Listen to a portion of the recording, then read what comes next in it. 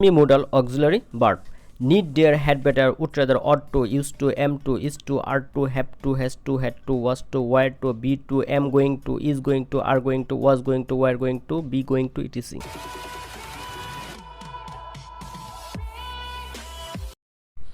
Hello, my dear lovely learners. Take my Islamic greeting. Assalamu alaikum wa rahmatullah. Today I am going to talk about right from a verb. ভার্বের বিভিন্ন রূপসমূহ present form, past participle form, gerund form, infinitive form, subject third person singular number form. ভার্বের এখানে 6টি রূপের কথা বা ফর্মের কথা বলা হয়েছে। Present form eat, past form ate, past participle form eaten, gerund form eating, infinitive form to eat, subject third person singular number হলে ইটস। তাহলে আমরা দেখি প্রেজেন্ট ফর্ম হচ্ছে eat, eat, ate, eaten, eating, to eat, eats, go, went, gone, going, to go, goes. এই হচ্ছে ভার্বের 6টি রূপ। এখন আমরা ভার্বের আরও কিছু রূপ নিয়ে আলোচনা করব। Verb to be, am, is, are, was, were, shall অথবা will be, shall be, will be, being, been, have been, has been, had been, shall have been, will have been। ভার্বের যে বি ফর্মটা আছে ভার্ব টু বি, এই verb to বির ভিতরে সবগুলোই হবে, যেমন am, is, are, was, were, shall be, will be, being, been, have been, has been, had been, shall অথবা will have been, shall have been, will have been. Verb to be, verb to do, does, did, verb to have, has, had, having, shall have, should have, will have, would have, can have, could have, may have, might have, must have। এই সবগুলো হচ্ছে verb to have। Modal auxiliary can, could, shall, should, will, would, may, might, must। Semi modal auxiliary need, dare, had better, would rather, ought to, used to, am to, is to, are to, have to, has to, had to, was to, were to, be to, am going to, is going to, are going to, was going to, were going to, be going to, etc. এই সবগুলো হচ্ছে semi modal auxiliary. 1 নম্বর নিয়ম হচ্ছে যদি modal auxiliary verb থাকে তাহলে modal auxiliary ভার্বের পরে ভার্বের প্রেজেন্ট ফর্ম বা বেস ফর্ম বসবে। মডাল ভার্ব থাকলে ভার্বের পরে অবশ্যই প্রেজেন্ট ফর্ম বসবে, যেমন ইউ হ্যাড বেটার, ব্যাকটের ভিতরে আছে গো, তারপর হচ্ছে নাও, তাহলে হবে অ্যান্সার হবে you had better go now, তোমার বরং যাওয়াই ভালো, তোমার বরং এখন যাওয়াই ভালো। I have to go there, এখানে have to semi modal auxiliary, তাহলে হ্যাভ টুর পরে অবশ্যই ভার্বের প্রেজেন্ট ফর্ম বা বেস ফর্ম বসবে, যাকে আমরা বলতে পারি V one. I have to go there, আমার সেখানে যেতে হবে।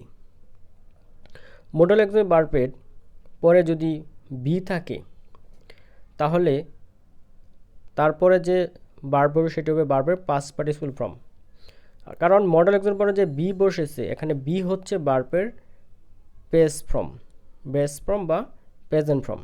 বেস ফর্ম বা প্রেজেন্ট ফর্ম বলা হয় বিকে। কোয়েশ্চন যদি এরকম থাকে যে he can be eat rice, ব্যাকটার ভিতরে যে ইট আছে এই ইটটা হয়ে যাবে ভার্বের পাস্ট পার্টিসিপল ফর্ম বা বি3 3 নম্বর সারি, অ্যান্সার হবে he can be eaten rice. Modal অক্সিলারির পরে যদি হ্যাভ থাকে তাহলেও ভার্বের পরে যে ভার্বটি বসবে সেটা হবে ভার্বের পাস্ট পার্টিসিপল ফর্ম।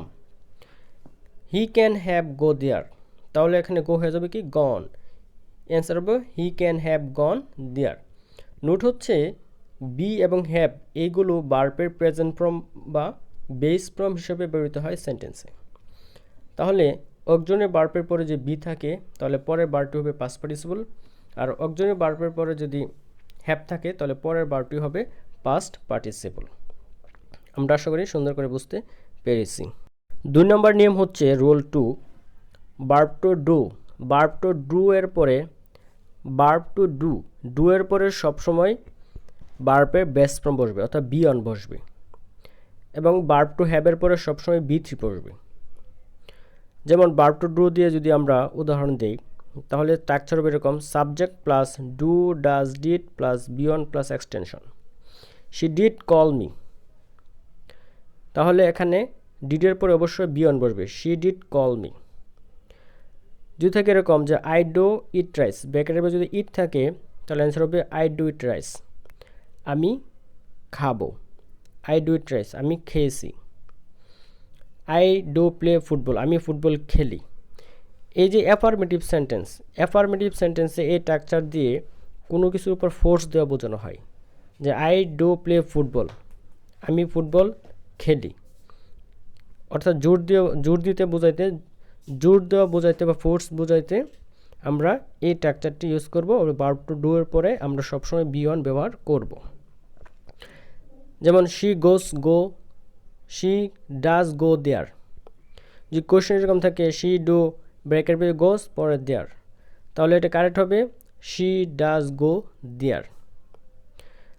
আশা করি আমরা এটা বুঝতে পেরেছি। Verb to have, verb to হ্যাভের পরে সবসময় ভার্বের পাস্ট পার্টিসিপল বা বি থ্রি ফর্ম বসবে। রূপা হ্যাভ টেক হার মিল, ব্রেকারে আছে কোয়েশ্চেনের টেক, তাহলে টেককে আমরা কি লিখবো? 3 নম্বর সেটা হচ্ছে টেকের টেক টুক টেকেন, তাহলে ভার্বের past participle form. Rupa have taken her meal, Rupa তার খাবার খেয়েছে। তারপরে কোয়েশ্চেন হচ্ছে রূপা হ্যাভ হ্যাড হার মিল, এই হ্যাড হচ্ছে হ্যাভেরই 3 নাম্বার ফর্ম। রূপা এটা যে টেকেন, রূপা তার মিল খেয়েছে, এই টেকেনের পরিবর্তে হ্যাড বসেছে, অর্থাৎ ভার্বের 3 নম্বর সারি। রূপা have had her meal, Rupa তার মিল বা খাবার খেয়েছে। তাহলে রুল হচ্ছে 2 নম্বর রুলের মাঝে প্রথম রুল হচ্ছে verb to do, verb to ডুর পরে আমরা বি ওয়ান বসাবো, অর্থাৎ ভার্বের বেস ফর্ম বসবে। ভার্ব টু হ্যাভের পরে বি থ্রি বা ভার্বের পাস্ট পার্টিসিপল ফর্ম বসাইতে হবে। ভার্ব টু হ্যাভের পরে হচ্ছে V three, verb to do এর পরে হচ্ছে V one. Rule 3, 3 number rule হচ্ছে যে প্রিপোজিশনের পরে যদি কোনো ভার্ব থাকে তার সাথে আইএনজি যোগ করতে হয়। কোয়েশ্চেন যেরকম থাকে যে I go to new market for, ব্রেকের ভিতর আছে বাই আ প্যান্ট, তাহলে অ্যান্সার হবে I go to new market for buying a pant. এখানে প্রিপোজিশনের পরে সবসময় ভার্বের সাথে আইন যোগ করতে হয়। অনলি প্রিপোজিশন টু এর পরে ভার্বের সাথে আইনজি যোগ করা যায় না, ভার্বের বেস ফর্ম বা প্রেজেন্ট ফর্ম বসে। অনলি প্রিপোজিশন টু এর পরে, অনলি প্রিপোজিশন টু এর পরে ভার্বের প্রেজেন্ট ফর্ম বসে, মনে রাখতে হবে। কোয়েশ্চেনে যদি এরকম থাকে, কোয়েশ্চেনে যে I have to be there, তাহলে বি এর এখানে প্রেজেন্ট ফর্ম যেটা সেটা হবে যে I have to go there, I have to go there, I have to go there. তাহলে ব্র্যাকেটের ভিতরে যে গো থাকে তাহলে গোর কোনো পরিবর্তন হবে না, I have to go there, present form বসবে। এক্সেপশনাল কিছু নিয়ম আছে যে টুর পরেও ভার্বের সাথে আইএনজি যোগ করতে হয়। যেমন with a view to, look forward to, be use to, get use to, addicted to, এইগুলোর পর ভার্বের সাথে আইএনজি যোগ করতে হবে। এক্সেপশনাল কোয়েশ্চেনে যেরকম থাকে I was use two live alone, তাহলে এই টু এর পরে অ্যান্সার করতে হবে এরকম করে যে I was use to living alone, to living. তাহলে আমরা 3 নম্বর রুলে পড়লাম যে প্রেপোজিশন বা প্রিপোজিশনের পরে যদি কোনো ভার্ব থাকে তার সাথে আইএনজি করতে হবে। অনলি প্রিপোজিশন টু এর পরে ভার্বের সাথে আইএনজি যোগ না করে শুধু আমরা প্রেজেন্ট ফর্ম বসাইতে হবে। অনলি প্রিপোজিশন টু এর পরে ভার্বের প্রেজেন্ট ফর্ম বসবে। কিছু এক্সেপশনাল আছে, যেমন with a view to, look forward to, be use to, get use to, addicted to, এইগুলোর পরে প্রিপোজিশন টু এর পরে ভার্বের সাথে আইএনজি যোগ করতে হবে। আশা করি আমরা বুঝতে পেরেছি। যেমন I was use to living alone. Rule 4, হোয়াইলের ঠিক পরই কোনো যদি ভার্ব থাকে তাহলে তার সাথে আইএনজি যোগ করতে হয়।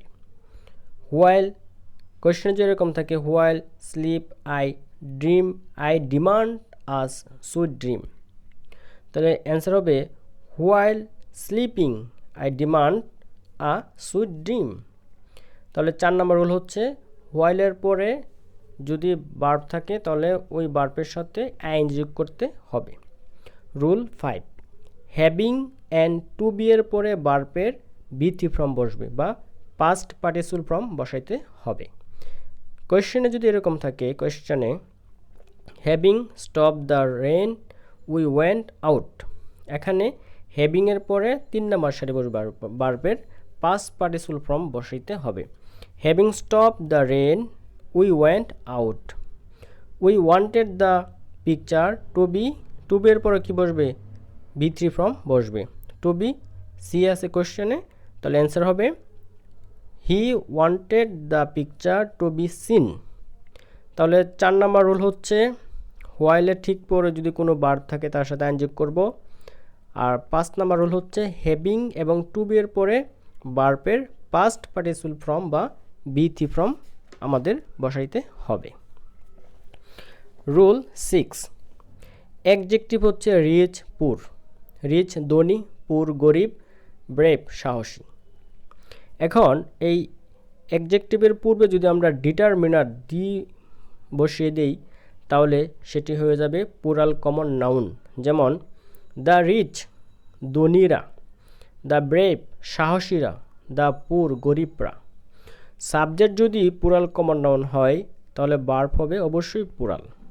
কোয়েশ্চেনে যদি এরকম থাকে the rich be not always happy, answer হবে the rich are not always happy.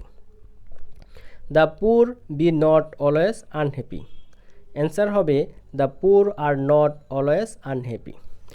ধনীরা সবসময় সুখী হয় না, গরিবরা সবসময় অসুখী হয় না।